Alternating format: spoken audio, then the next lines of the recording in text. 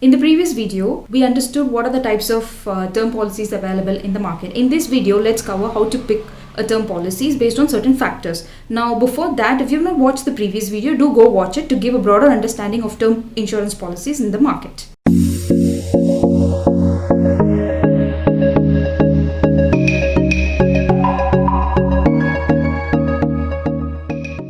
Factors influencing your buying decision. To start with, keep in mind to ensure that you have the right amount of sum assured. Opting for a lower sum assured to save up on premium will not make any sense. Same way, opting for a higher sum assured more than necessary will end up burning your pockets. It is recommended that 10 to 20 times of your annual income should be ideal sum assured. But while choosing a sum assured, keep in mind of any of your liabilities, any outstanding that you may have. Same way, keep in mind the inflation factors because the sum assured you choose today may not be sufficient tomorrow. Another factor to consider are riders.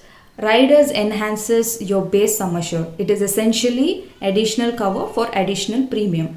There are broadly 4 to 5 types of riders in the market. The first one being accidental death benefit, where upon the death of the policyholder, the entire sum assured rider along with the base sum assured is paid to the nominee. The second type of rider is accidental permanent disability, wherein if the policyholder happens to have a permanent disability which is due to the accident, the rider sum assured is paid to the policyholder while the base sum assured continues. Another type of riders are critical illness and terminal illness riders, where upon the first diagnosis, the entire sum assured is paid to the policyholder while the base policy continues. Another type of rider to keep in mind are the waiver of premium riders. The future premium is waived off for the policyholder upon the diagnosis of critical illness or terminal illness or due to permanent disability. Since riders involve additional premium for additional cover, it is better to go for specific ones instead of opting all of the riders. It is generally recommended that you can opt for accidental rider benefit along with the base policy. Policy term, it is advisable to go for a term insurance policy early on in life because it determines your premium payout. But what should be your policy term? The longest policy term in the market is 82 years with maximum maturity at 100 years. Since the main purpose is to protect your family in your absence, think if you need the policy for that long when your dependent may not need your financial support. So choose a policy term wisely based on the financial needs of your family. Premium payment term. It means the duration for which you pay the premium. Usually, premium paying term and policy term are equal. However, insurers do offer the flexibility to choose your premium paying term. 1. You can pay the premium in single go. It's known as single premium payment. Second type of premium payment is limited pay, wherein you will pay the premium for a duration which is lesser than the policy term. Third is a regular pay.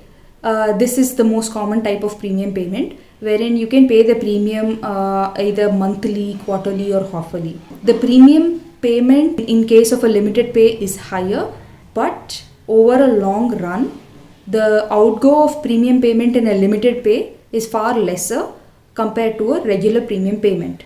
So if you don't mind paying extra premium, it is better to go for a limited pay. Lump sum payout or regular payout. Till some time ago, insurers offered only one mode of payment, which is the lump sum payout.